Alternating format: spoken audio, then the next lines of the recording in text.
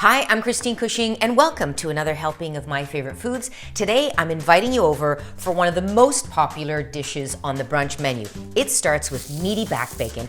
It's topped with a perfectly poached egg, and then drizzled with a silky Hollandaise. Get ready for Eggs Benedict right in your very own kitchen. Let's go. Step one is going to be the back bacon. This dish in particular is all about the timing. So I'm getting a pan heated here, and we can talk all about the back bacon. There's a little bit of confusion as to what this is called. So classically in Eggs Benedict is something that is called Canadian bacon sometimes. We call it in Canada pea meal bacon. It's also called back bacon. It's from the loin, so it's very lean and it can dry out quickly. And it's cured in a brine. So essentially it needs to be cooked. So that's what we're gonna do now. We're getting this pan hot and we're gonna cook it.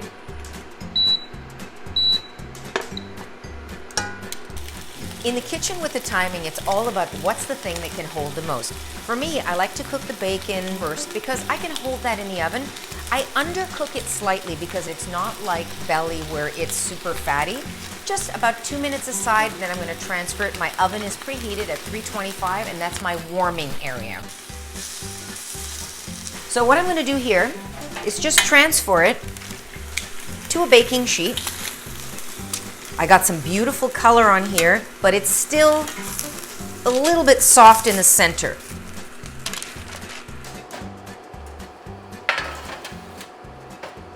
Back bacon's in the oven keeping warm. Now we go on to the Hollandaise.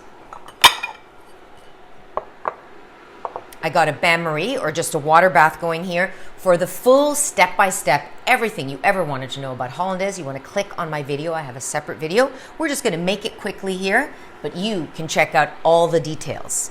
So 2 egg yolks for my Hollandaise.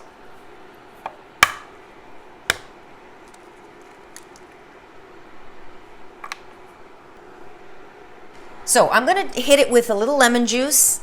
And I'm going to zest the lemon before I juice it because I'm going to use that lemon zest afterwards.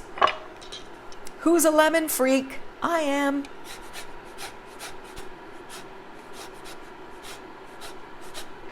A little bit of lemon juice. A splash of water.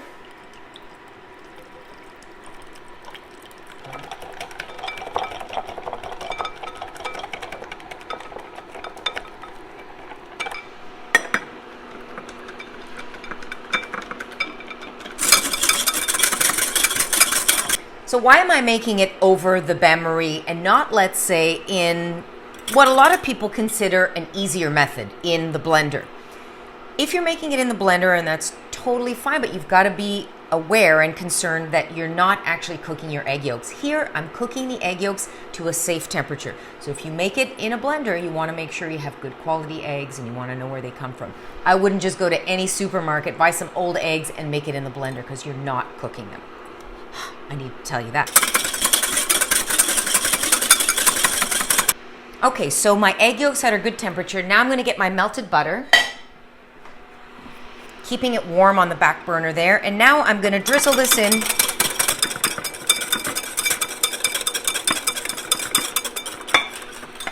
Little salt, little pepper.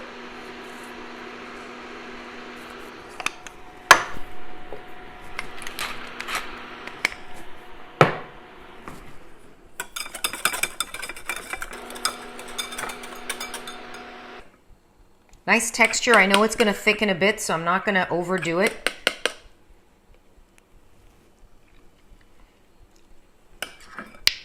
Lemony, buttery. It's so good. A little bit tangy, not super tangy. I'm going to save the lemon zest for the end. Okay, that's going on the back burner as well. Now we poach some eggs. I have here a shallow pot. For me, I've always learned, and I think it's key to put a little bit of vinegar. That acid is going to bring together the egg whites. Not too much because they're going to become too tangy, but just like a tablespoon or so of water. Now, here's what I do. Ooh, I don't break them first. I have always broken the eggs into a little bowl. It makes it easier to control them going into the water. The water has come to the simmer, but now it's just bubbling ever so gently. because you want to poach these eggs. If you have it at a rapid boil, that's when they go all crazy and they start breaking up. Now I bring out again my trusty whisk. I have learned the vortex or the swirling method. So you swirl vigorously. You can do it with a wooden spoon too, but the more of this spiral you get, the more the egg is going to have that very specific structure when it comes together. It kind of just swirls it all in. You're getting very sleepy. For my perfectly poached egg, I set a timer for exactly 3 minutes. I want the yolk soft, but the white cooked and not slimy. I think that's the technical term. And starting with fresh eggs is the key to success. If the egg spreads too much, if you crack it on a plate, that means it's older. So you want to ensure, again, that you have fresh eggs. Okay, so this is about 3.5 minutes. I do a little touch test and it does look right on the money to me. What am I looking for here? Yolk is nice and soft. This is firmed up. This is the perfect egg. So I would say this is right on the money how I like my eggs. 3 minute, right on. I want to just drain that extra water, ideally putting it onto a paper towel, but I want to cut that open for you just to show you what the perfect 3 minute egg looks like.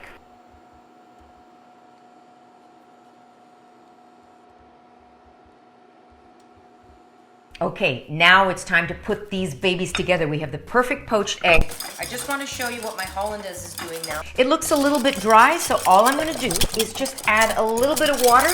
I'll put the lemon zest in there now, because I love that lemony flavor.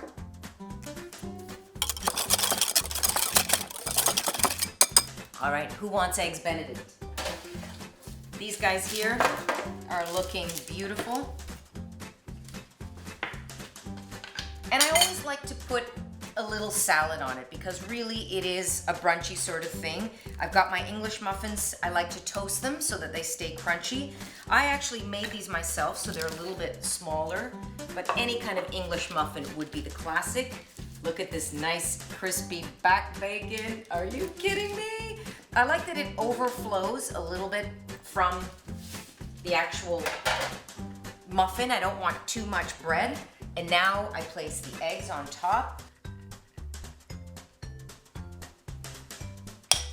Hollandaise is going on. Ready? Not too much.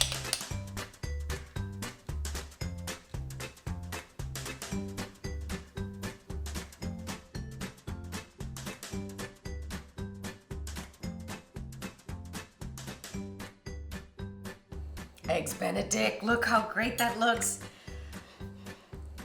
Love, love, love the texture of this egg. Crispy English muffin, listen to that. Back bacon, so great.